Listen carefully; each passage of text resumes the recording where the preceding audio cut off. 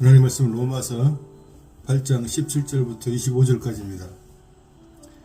찢어버리고 싶은 페이지라는 제목으로 말씀을 나누겠습니다.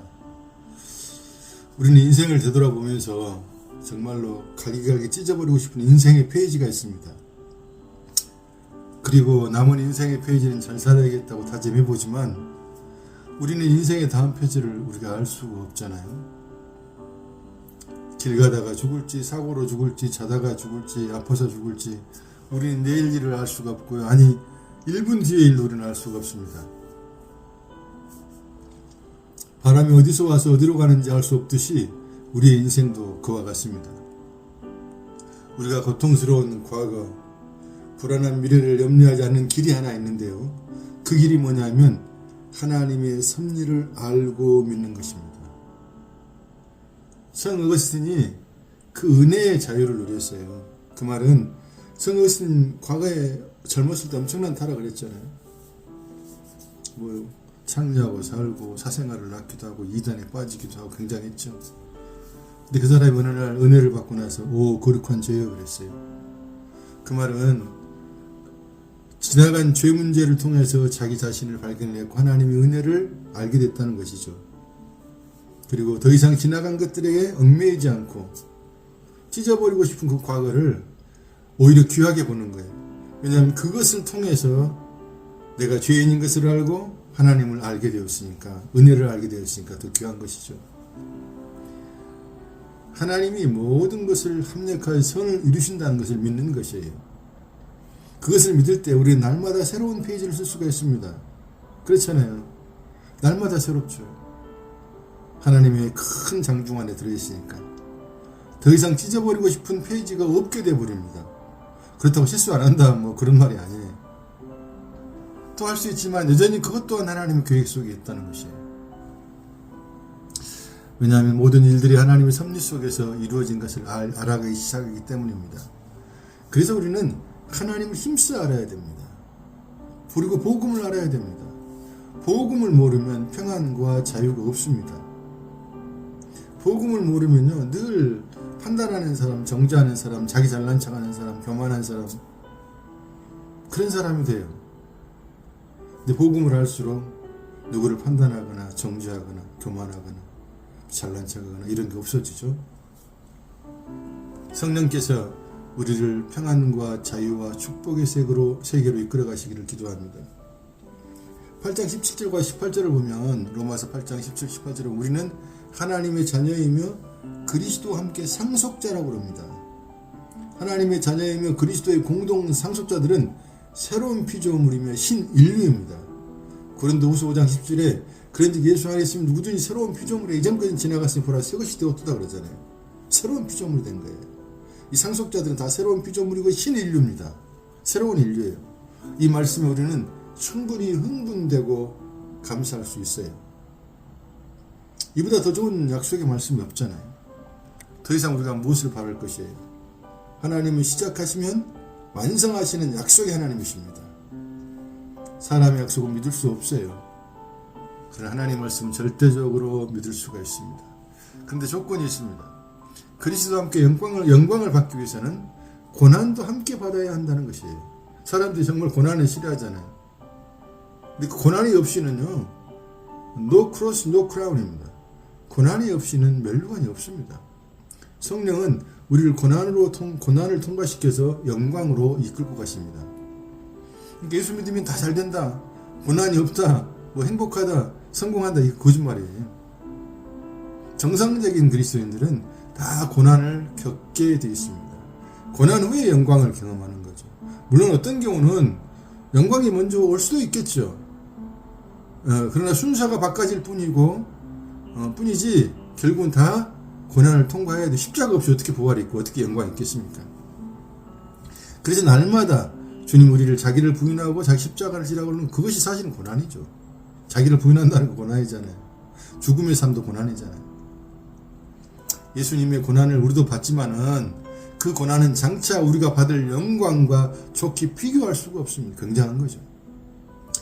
예를 한번 들어보면 여자들은 아기를 가지면 10달 동안 입덧을 하고 아주 고생을 많이 합니다.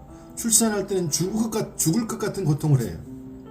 그러나 새 생명으로 인한 기쁨이 너무 크기 때문에 그 지나간 고통은 잊어버리고 다시 아기를 또 갖게 되잖아요. 주님이 우리에게 고난을 주는 것은 죄인인 우리를 하나님 나라의 백성이 되게 하려는 축복의 훈련입니다. 가짜 신이 되어 있는 인간을 피조물의 자리에 내려놓는 것은 고난을 통해서만 가능해요. 예를 들어 볼게요. 제가 공을 발로 찼습니다. 공을 차서 공이 이렇게 날아가고 있는데 하늘을 날아가는데 공은 새가 아니거든요. 공은 결코 하늘을 나르는 새가 아니에요. 근데 공이 새로 착각을 하는데 그 착각을 없애는 길이 하늘에서 떨어지는 것이에요. 공이 이렇게 슉 날아가고 있네요. 근데 새가 이렇게 날아가다가 새가 이 공을 보고 야, 너 하늘을 나른 거 보니까 너 새냐? 그러니까 이 공이 말하기를 아니야, 나 공이야. 이래야 맞잖아요. 나 공 주인이 나를 발로 찼어. 그러고 내가 하늘을 나른 것 뿐이야. 나는 새가 아니야. 하늘을 날 수 있는 능력이 없어. 근데 이 공이 착각을 해요. 얘가 새냐? 나 새야. 나도 새야. 이러면 어떻게 해야 돼요? 이 착각을 없애는 길은 이 공이 하늘에 떨어지는 겁니다. 쿵 떨어지는 거예요. 이 떨어짐이 뭐냐면 고난이요, 실패요, 망함이요, 죄들이에요. 그 떨어짐을 통해서 나 새가 아니구나. 나 신이 아니구나. 내 마음대로 살 수 있는 게 아니구나. 그걸 알게 되는 거예요. 그래서 이 떨어짐이 결국은 자기의 자신을 알게 되는 거예요. 성경의 인물 중에 욥의 고난은 영광을 위한 것임을 우리가 볼 수 있잖아요. 그 고난 뒤에 영광이 있잖아요. 그 영광은 물질적인 축복 그런 것만이 아니고요. 하나님을 더 알게 되는 거고 자기를 알게 되는 게 영광이에요. 신앙생활을 참 착각을 많이 하는데요. 자기를 잘 모르면요. 신앙생활 제대로 할 수가 없어요. 자기가 왜 예수를 믿어야 되는지를 모르면 안 됩니다. 단순하게 구원받기 위해서요? 그 정도 가지고 안 되죠.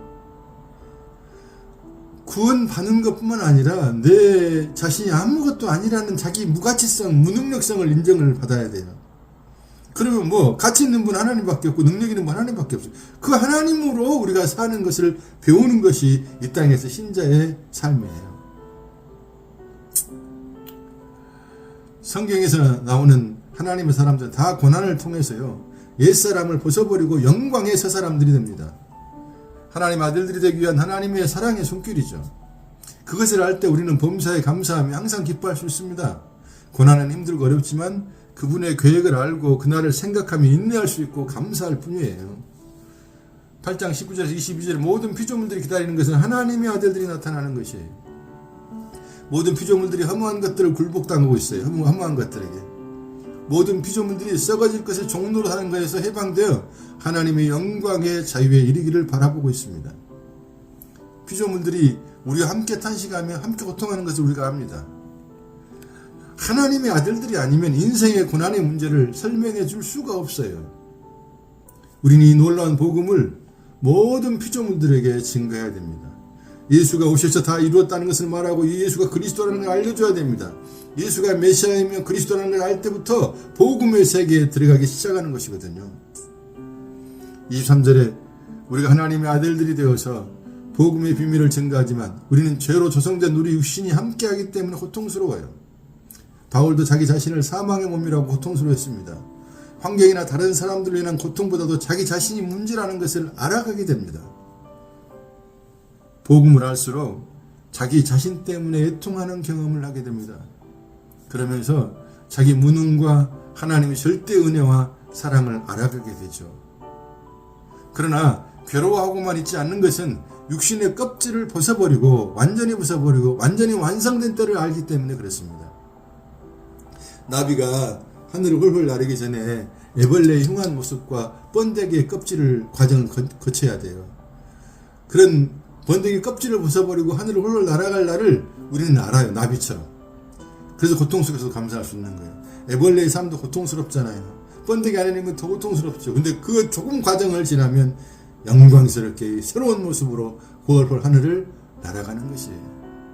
그걸 통해서 하나님 우리에게 너희가 어떠한 사람이고 어떻게 될 것인가를 설명해 주시는 것이에요. 고통 가운데 함께 하시는 주님을 우리는 알기 때문에 그분과 함께 새로운 몸으로 하늘을 날아오르는 것입니다. 탄식하는 우리의 마음에 영원한 영광의 소망이 생겼습니다.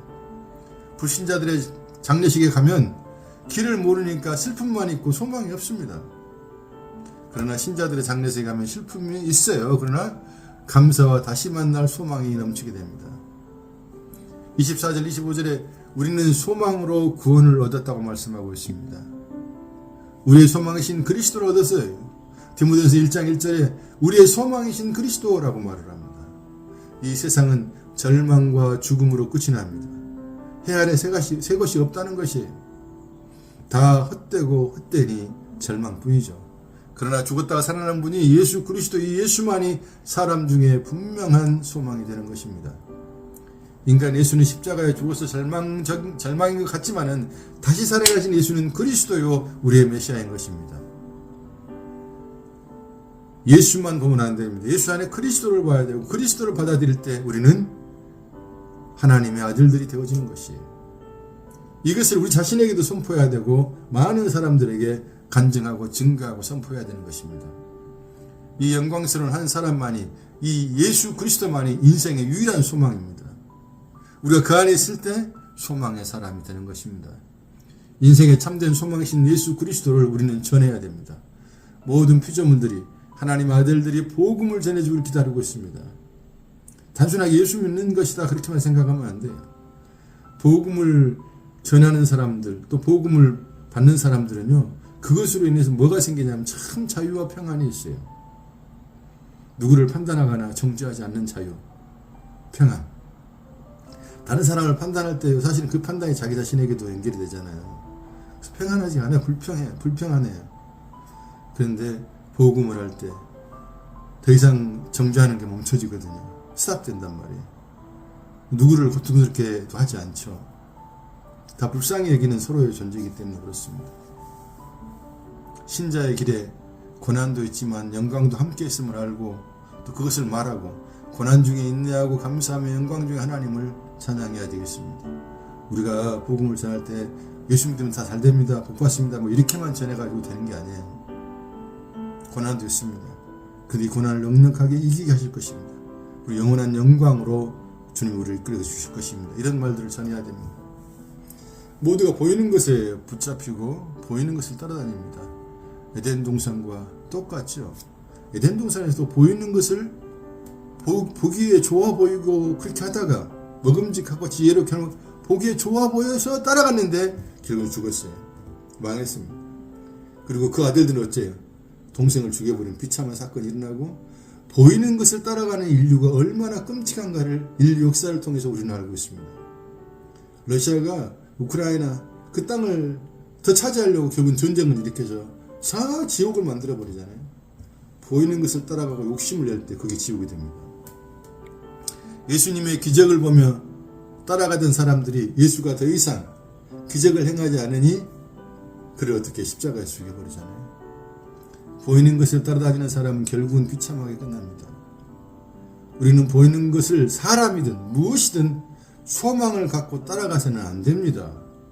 눈에 보이는 사람을 존중하고 따라가는 것은 우상숭배의 인본주의자입니다. 사람 중심인 인본주의에 빠진 목회자나 신자들은 자기들이 인본주의에 빠져 있는 줄을 몰라요. 목회자를 너무 존중하지 마십시오. 똑같은 사람입니다. 또 성도를 함부로 여기지 마십시오. 귀한 하나님의 종들입니다. 다 하나님의 종들이에요. 목회자는 말씀을 전하는 은사만 있는 거죠. 근데 자꾸만 대단한 걸로 자기도 착각을 하고 있고 성도도 그렇게 자꾸 사람을 높여요. 그래서 같이 망하는 겁니다. 사람들은 눈에 보이는 것에 이렇게 집착되어 있어요. 그래서 하나님 말씀하시잖아요. 너희는 눈에 보이는 것에 집착하나 나는 뭐예요? 중심을 본다고. 안 보이는 세상을 본다. 안 보이는 그 사람이 그 어떤 걸 본다 그 말입니다.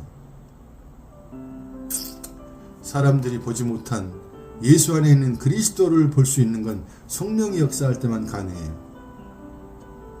우리가 그 그리스도를 따라가면서 눈에는 안 보이지만 성령이 알려주셨잖아요. 그러면 인내하면서 영광의 그날을 기다리면서 전진해 나가야 됩니다. 모든 보이는 것, 보이지 않는 것을 창조하신 하나님을 알 수 있는 은혜가 있기를 기도합니다. 안 보이는 것이요, 공기, 바람, 말, 마음 같은 것들이 보이는 것보다 훨씬 더 중요하다는 걸 우리 알고 있잖아요. 육체가 아파가지고요 자살하는 사람보다요 마음이 아파가지고 자살하는 사람은 훨씬 많습니다. 안 보이는 마음이잖아요. 공기도 안 보이는데요 안 보이니까 나 안 마실 거야. 그래서 4분만 안 마시면 다 죽어요. 근데 이 절대적으로 공기나 마음이 바람이 말이 사람에게 중요합니다. 하나님 그렇게 안 보이는 것들을 중요하게 만들어 놓으신 이유는 뭐냐면 모든 우주를 창조하신 하나님이 안 보이지만 살아계신 하나님으로 너희와 함께 한다는 것을 설명하기 위한 것입니다. 공기가 안 보이지만요 안 마시면 죽습니다. 공기가 안 보이지만요 늘 우리와 함께 합니다. 공기가 우리를 살리는 것입니다. 하나님 우리를 살리는 것입니다. 그 하나님을 믿는 우리가 얼마나 축복된 사람들인가요? 그래서 늘 감사하면서 하나님을 자랑하는 복음을 증거하는 저희들 되기를 주의 이름으로 축복합니다. 아멘.